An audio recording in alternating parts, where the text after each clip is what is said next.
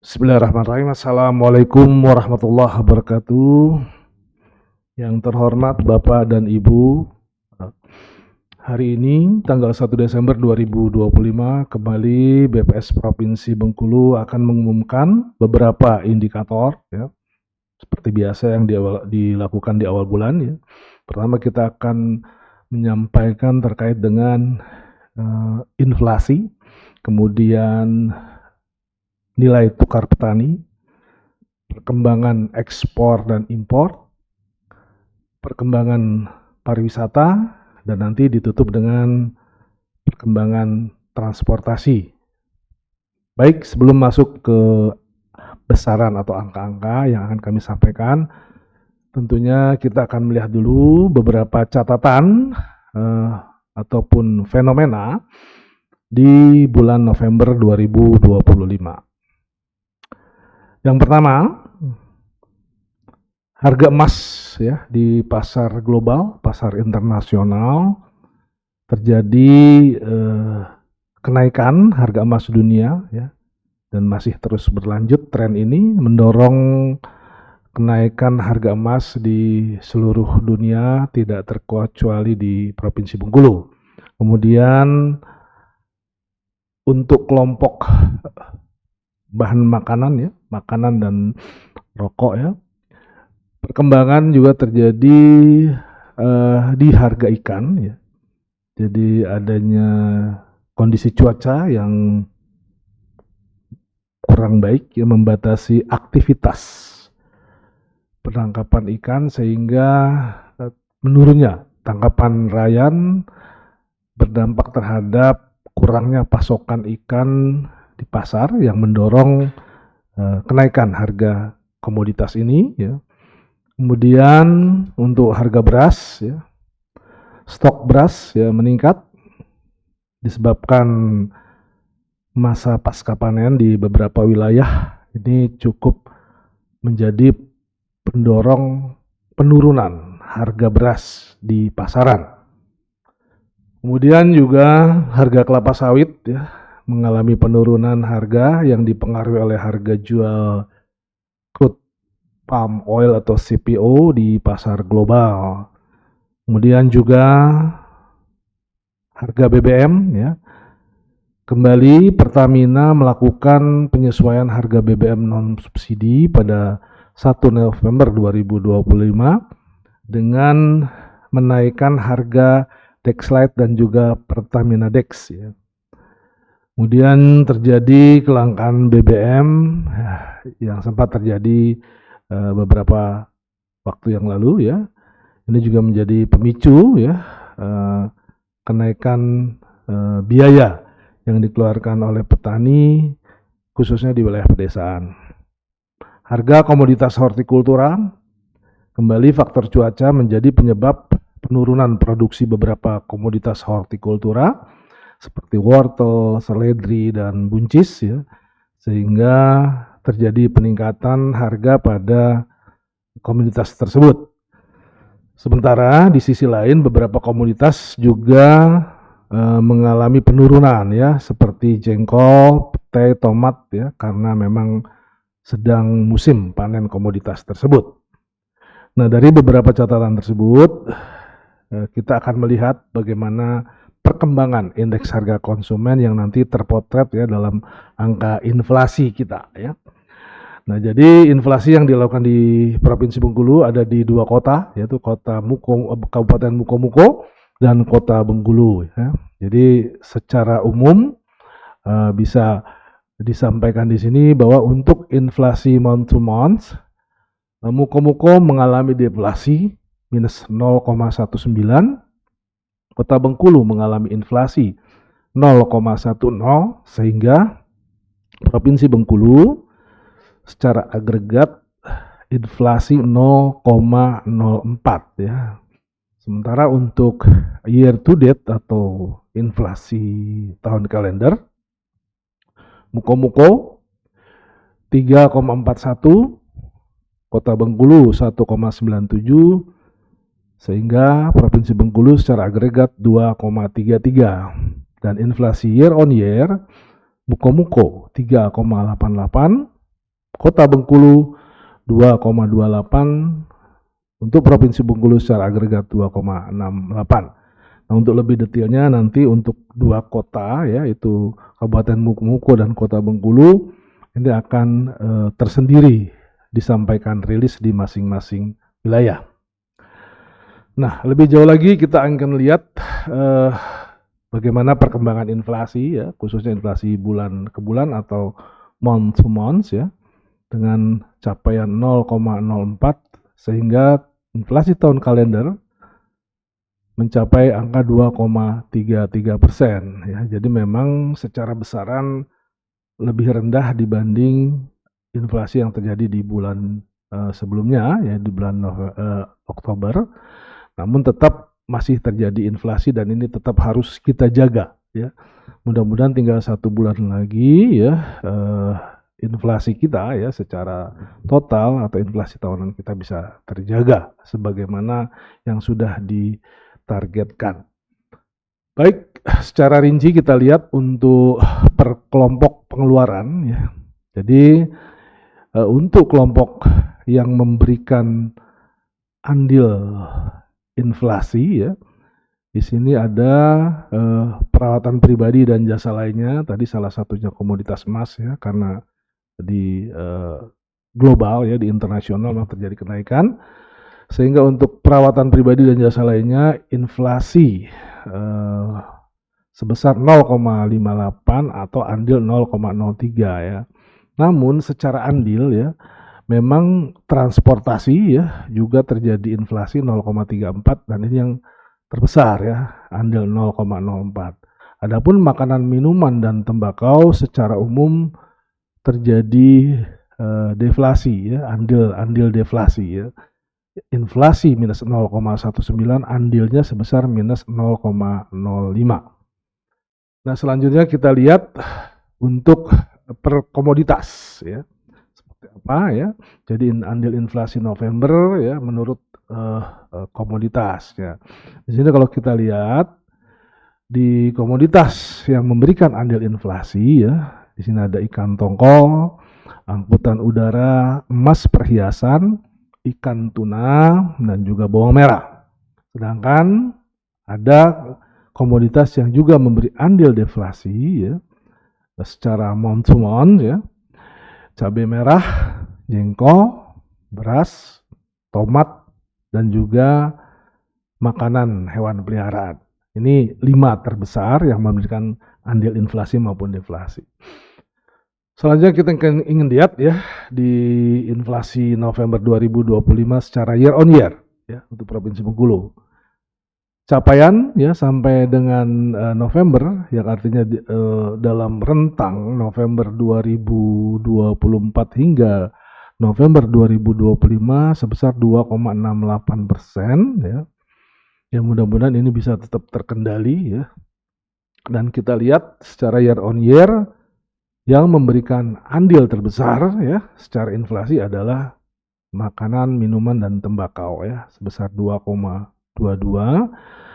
Adapun yang memberikan andil deflasi yaitu kelompok pendidikan minus 0,50 ya. Nah, kemudian kita lihat selanjutnya secara komoditas tadi kelompok pengeluaran untuk year on year. Cabai merah ternyata ya memang masih memberikan andil inflasi secara year on year, emas perhiasan, rokok ya, sigaret kretek mesin, kemudian daging ayam ras, santan segar ya, ini masih komoditas-komoditas yang memberikan andil inflasi dalam bulan November 2025 secara year on year ya atau tahunan. Kemudian komoditas yang memberikan andil deflasi ya, biaya pendidikan ya khususnya untuk sekolah menengah atas, kemudian tomat, bawang putih, jeruk, makanan hewan peliharaan. Ini yang memberikan andil deflasi secara year on year.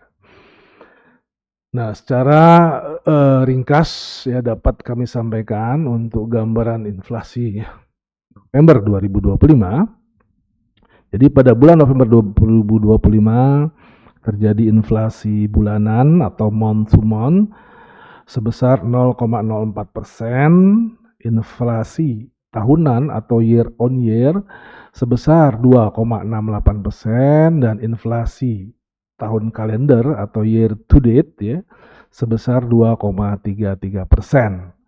Adapun penyumbang utama dari inflasi di bulan November secara month to month adalah kelompok transportasi dengan andil 0,04%. Komoditas penyumbang utama ya dari inflasi pada kelompok ini adalah angkutan udara ya dengan andil sebesar 0,04%.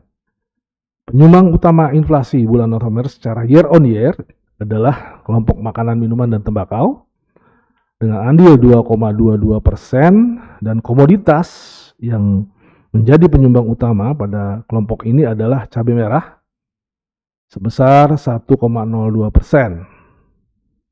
Kelompok peralatan pribadi dan jasa lainnya memberikan andil 0,49%, dan penyumbang di komoditas penyumbang di kelompok ini adalah emas perhiasan sebesar 0,43%. Dan juga kelompok transportasi dengan andil 0,19%.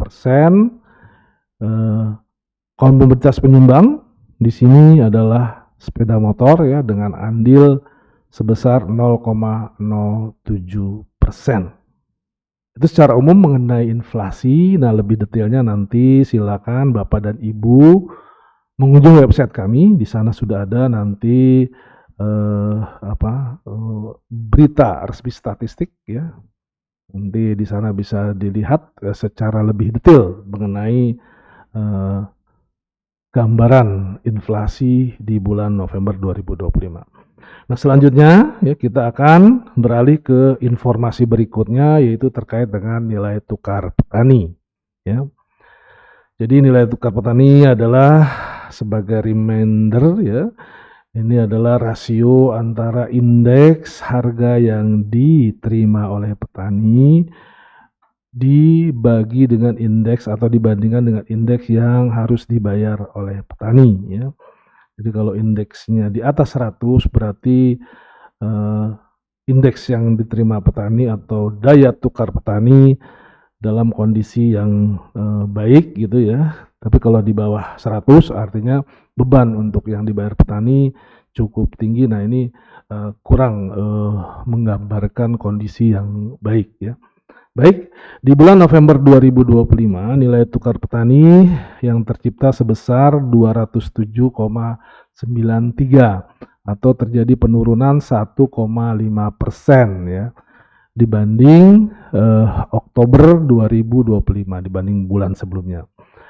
Hal ini terjadi karena penurunan indeks harga yang diterima oleh petani ya sebesar 1,31%, di mana yang tercipta untuk indeks yang harga yang diterima petani 269,86, dan komoditas yang menjadi penyumbang adalah kelapa sawit, tomat, kakao ya atau coklat, dan juga cabai rawit. Sedangkan di indeks yang harus dibayar oleh petani terjadi peningkatan ya. Di sini kalau kita lihat memang adapun angka yang tercipta atau yang terjadi sebesar 129,79, dan komoditas yang menjadi penyumbang adalah emas perhiasan, cabai merah, bensin, dan sigaret kretek mesin ya. Nah, kalau kita lihat secara subsektor ya dari 5 subsektor yang menggambarkan nilai tukar petani ya atau yang dicakup dalam kegiatan penghitungan nilai tukar petani ya. Kita lihat di sini ada beberapa subsektor yang mengalami peningkatan dan juga ada yang mengalami penurunan. Peningkatan tertinggi terjadi di subsektor hortikultura ya, meningkat 6,22% dibanding bulan Oktober.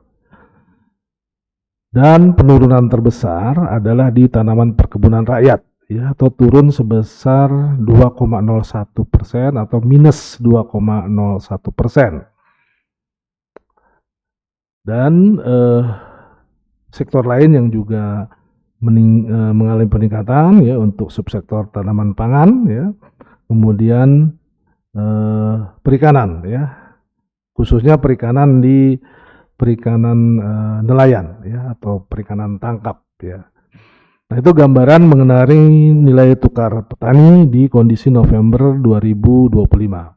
Selanjutnya kita ingin lihat juga bagaimana perkembangan nilai tukar usaha pertanian. Ya, kalau tadi dalam penghitungan NTP di indeks yang harus dibayar oleh petani masih mengikut sertakan konsumsi rumah tangga petani.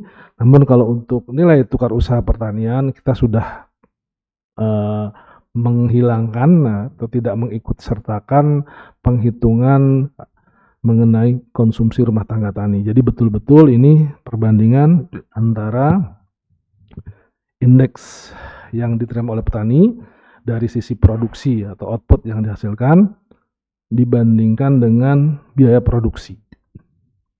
Nah, seperti halnya nilai tukar petani ya, di nilai tukar usaha pertanian terjadi penurunan 1,53% ya, atau nilai tukar usaha pertanian yang tercipta sebesar 209,26 yang disebabkan adalah menurunnya indeks harga yang diterima oleh petani ya 1,31%, dan komoditas yang menjadi penyumbang dalam hitungan atau penghitungan indeks yang diterima petani adalah kelapa sawit, kakao, coklat biji, tomat, dan cabai rawit. Sedangkan indeks biaya produksi ya ini mengalami peningkatan 0,21%, di mana komoditas penyumbangnya adalah bensin, urea ya, pupuk ya, kemudian upah pemupukan dan pembasmi gulma ya atau herbisida. Secara subsektor ya, kita lihat seperti halnya nilai tukar petani, jadi memang beberapa subsektor mengalami peningkatan dan juga beberapa subsektor mengalami penurunan ya. Tadi jadi peningkatan tertinggi adalah di subsektor hortikultura 6,54% dan penurunan tertinggi pada subsektor perkebunan rakyat ya. Nah, ini sehingga tercipta nilai tukar usaha pertanian sebesar 209,26. Itu gambaran mengenai nilai tukar petani dan nilai tukar usaha pertanian ya. Nah, kemudian kita beralih atau beranjak ke indikator berikutnya, yaitu terkait dengan ekspor dan impor ya. Jadi kalau tadi di inflasi maupun nilai tukar petani yang kita bahas atau yang kita berikan gambaran ya, kita informasikan adalah kondisi di bulan November 2025. Sedangkan untuk ekspor ya, kemudian perkembangan pariwisata dan juga perkembangan transportasi yang akan kita sajikan adalah untuk kondisi Oktober 2025 ya. Baik, untuk nilai ekspor kumulatif ya hingga Oktober 2025 ya. Jadi Januari hingga Oktober 2025 ada sebesar 83,95 juta US dollar ya. Nah, kalau kita bandingkan dengan kondisi bulan Oktober, kondisi Januari Oktober 2024 ya, jadi periode yang sama di tahun sebelumnya, di mana pada saat itu nilai transaksi yang terjadi sebesar 154,66 juta US dollar ya. Jadi memang lebih kecil ya dibanding periode yang sama pada tahun 2024. Nah, jadi kemudian untuk sektor ya, kalau kita perhatikan di sini memang masih yang terbesar ya selama Januari hingga Oktober 2025 itu adalah pertambangan dan lainnya ya. di mana nilai ekspor yang terjadi sebesar 74,69 juta US dollar ya. Namun lebih rendah memang dibanding dengan periode yang sama di tahun 2024 ya. Kemudian untuk negara atau kawasan tujuan ya, di Januari hingga Oktober 2025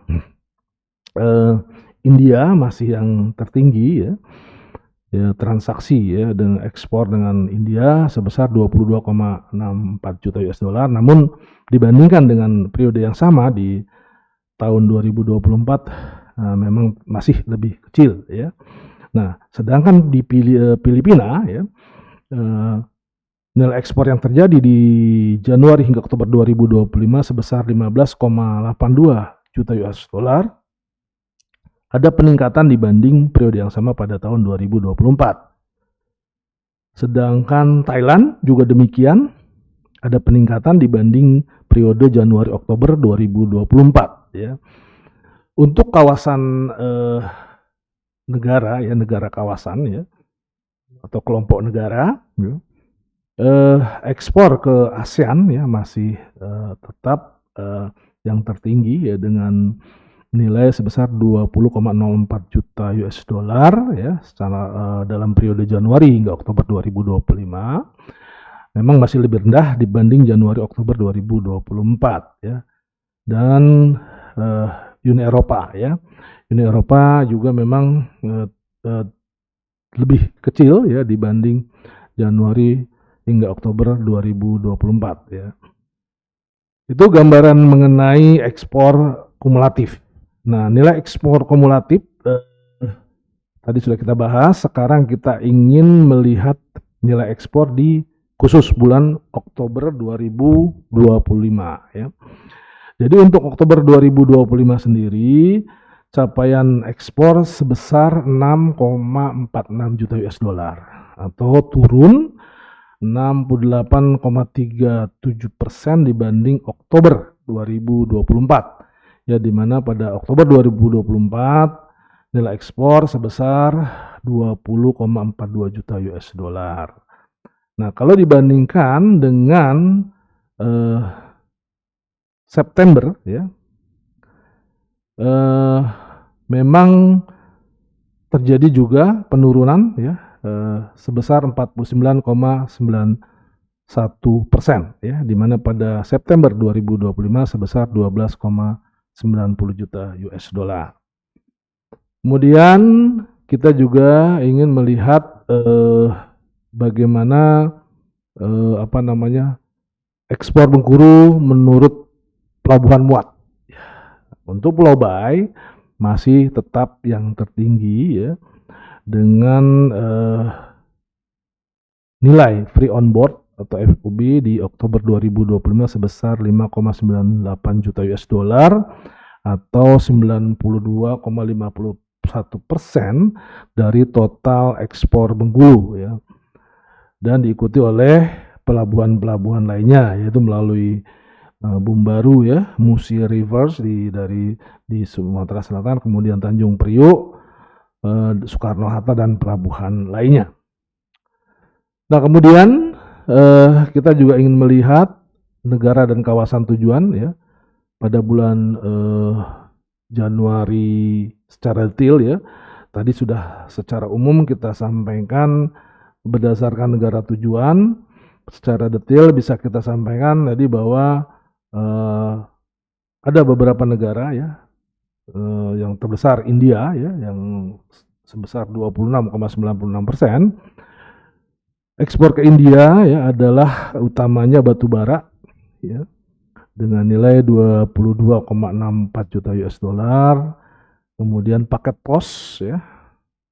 Kemudian ke Filipina sebesar 15,82 juta US dollar batu bara ya, 15,53 juta US dollar. Kemudian komoditas buah manggis ya 0,28 juta US dollar. Ekspor ke Thailand 12,69 juta US dollar. Ini adalah batu bara sebesar 12,69 juta US dollar. Jadi untuk yang ke Thailand semua adalah ekspor komoditas batu bara. Nah, selanjutnya bagaimana gambaran impor? Nah, ini masih seperti bulan-bulan sebelumnya ya, karena tidak adanya catatan impor ya yang diperoleh oleh Bea dan Cukai Provinsi Bengkulu, sehingga tidak ada catatan mengenai impor ke Bengkulu. Nah, sehingga secara total kumulatif kalau berbicara neraca perdagangan di sini, ini adalah betul-betul kumulatif ekspor ya, karena belum dikurangi oleh besaran impor ya.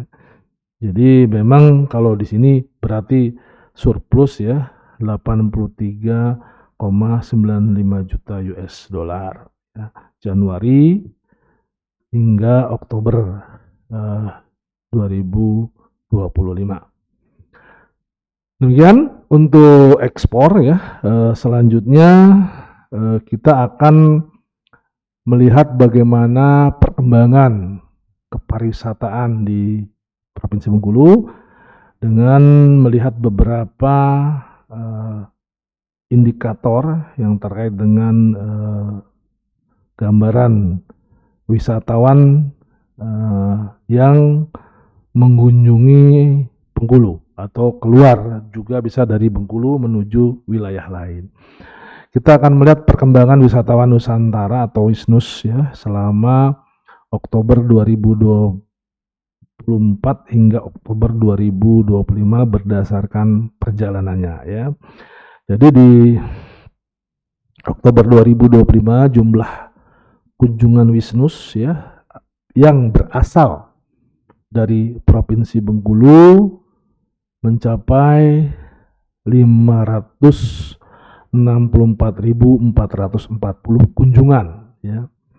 Dari total tersebut ya, dari wisatawan Nusantara asal Bengkulu tersebut ya, yang ke dalam Provinsi Bengkulu sendiri ya, atau ke kabupaten kota di sekitar Bengkulu sebesar 439.484 ya, atau 77,86%. Sedangkan yang keluar dari Provinsi Bengkulu 124.956 ya, atau 22,14% ya.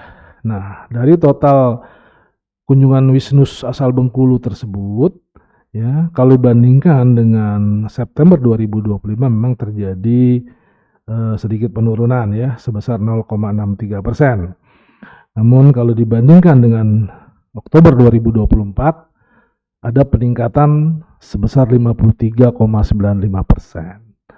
Nah, selanjutnya kita akan melihat kalau tadi dari sisi wisatawan ya yang asal Bengkulu, baik kita pecah menuju Bengkulu atau keluar Bengkulu. Nah, sekarang yang tujuannya ke Provinsi Bengkulu ya. Jadi dalam total ya sebanyak 568.844 kunjungan ya.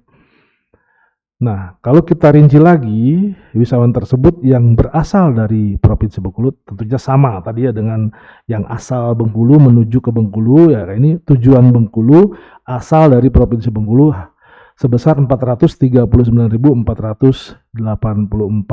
kunjungan ya. Nah, yang dari luar Provinsi Bengkulu. Nah, ini yang menarik. Jadi kalau kita bandingkan tadi dengan yang berasal dari Bengkulu keluar Bengkulu ya, ini yang dari atau dari luar Bengkulu menuju ke Provinsi Bengkulu. Jadi kita lihat di sini memang ada sedikit lebih besar ya wisatawan Nusantara yang berasal dari luar Bengkulu menuju Provinsi Bengkulu. Artinya secara sederhana lebih banyak wisatawan Nusantara yang datang ke Bengkulu ya dibanding wisatawan dari Bengkulu yang keluar Bengkulu. Nah, ini gambarannya. Nah, dari total wisatawan yang menuju Bengkulu ya, yang berkunjung ke Bengkulu ya. Kalau kita bandingkan dengan bulan September 2025 terjadi penurunan sebesar 1,76%. Namun kalau dibandingkan dengan kondisi Oktober 2024 ya, ada peningkatan sebesar 63,37%. Nah, selanjutnya kita juga ingin lihat pergerakan Wisnus tersebut pada masing-masing kabupaten yang ada di Provinsi Bengkulu. Jadi kalau kita lihat di sini ya, memang secara umum ya, wisatawan yang berasal atau dari kota tersebut keluar dan juga yang menuju kota tersebut. Nah, bisa kita lihat ya. Jadi secara ini dikecilkan, bisa kita lihat di sini. Untuk kota Bengkulu ya, artinya yang menuju kota Bengkulu itu lebih banyak dibanding yang keluar dari kota Bengkulu. Ya, jadi lebih banyak dikunjungi gitu dibanding yang keluar dari kota Bengkulu. Kemudian di samping kota Bengkulu, Bengkulu Tengah juga demikian. Jadi banyak wisatawan, lebih banyak yang datang ke Bengkulu Tengah dibanding penduduk atau wisatawan dari Bengkulu Tengah yang keluar dari Bengkulu Tengah. Kemudian Kaur juga demikian ya. Jadi lebih banyak yang mengunjungi Kaur dibanding yang keluar dari Kaur ya. Sedangkan untuk kabupaten lainnya memang masih banyak penduduk ataupun kita sebut wisatawan yang keluar dari wilayah tersebut ya dibanding yang masuk ke wilayah tersebut ya.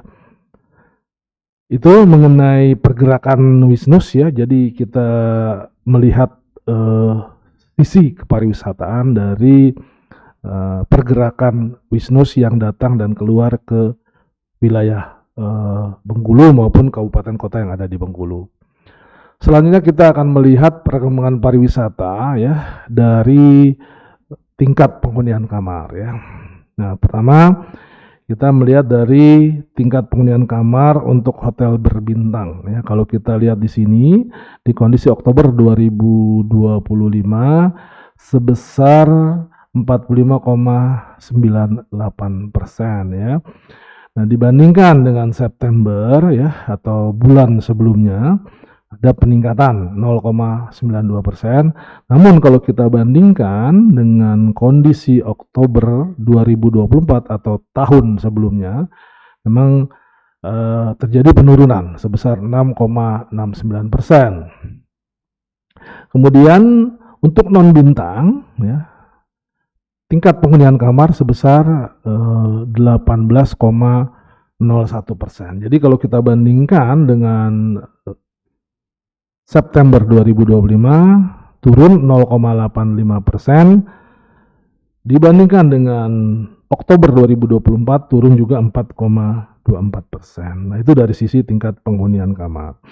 Nah, bagaimana dengan perkembangan rata-rata lama menginap ya? Kalau kita perhatikan untuk hotel bintang, rata-rata lama menginap sebanyak atau sebesar 1,24 ya. Ukurannya lebih tinggi dibanding kondisi September, namun masih lebih rendah dibanding kondisi Oktober 2024 yang lalu. Nah, kalau kita lebih detail ya, kita pisahkan antara warga negara asing dengan warga negara Indonesia. Oktober 2025 secara spesifik sebesar 1,6 ya. Di September 1,56 ya.